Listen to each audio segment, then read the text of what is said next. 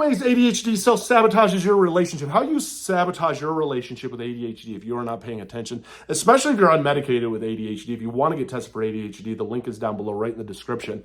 But unmedicated, undiagnosed ADHD, you can sabotage your relationship left and right. If you know what I'm talking about, comment down below. And these are three major ways that I can relate from my own experience of how we sabotage and destroy our relationships. If you're new to the channel, hit the like and subscribe button.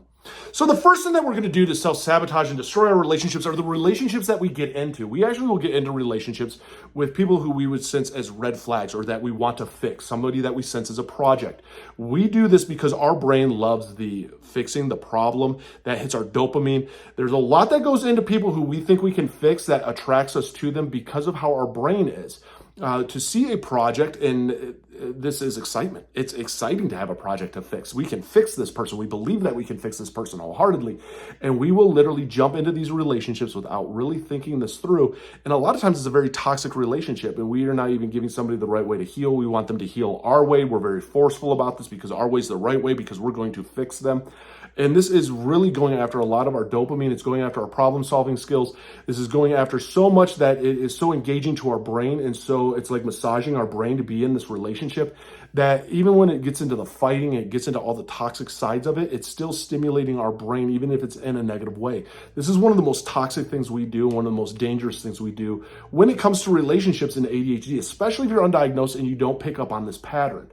The second one is this, is that when it comes to getting into a relationship, we will not heal at all. We will always be constantly going from relationship to relationship to relationship because if we're not in a relationship, our brain almost senses that it's a lack of stimulus. It's a lack of activity. It's a lack of things going, that it's easier for us to focus on finding somebody else.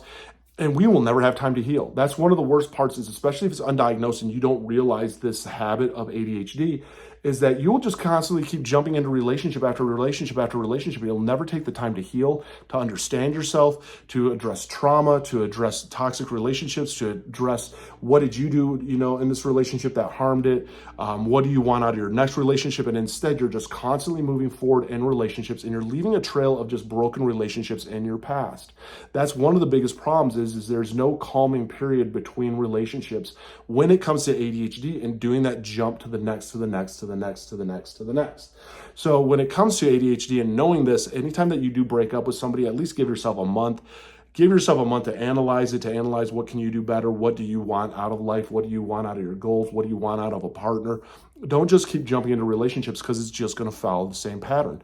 And then the third big one is that when it comes down to communication, when it comes down to communication is we will eventually shut down onto communication and we will jump to conclusions. We will try to finish people's sentences. We will not listen to them. We will ignore them. We get bored with them. I mean, there's so much that goes into communication that you have to learn how ADHD is with communicating, understanding, and retaining information. Because somebody who's never dated someone with ADHD before, especially, doesn't get the fidgeting side of it, doesn't get that we don't make the eye contact side of it. And always making sure that you understand what somebody said is key, because the worst is when we start to misunderstand, we start to have communication breakdown with ADHD. We feel that we are a problem, we feel attacked, we feel misunderstood, we feel angry. It creates a lot of negative emotions in us that we now take out on our partner.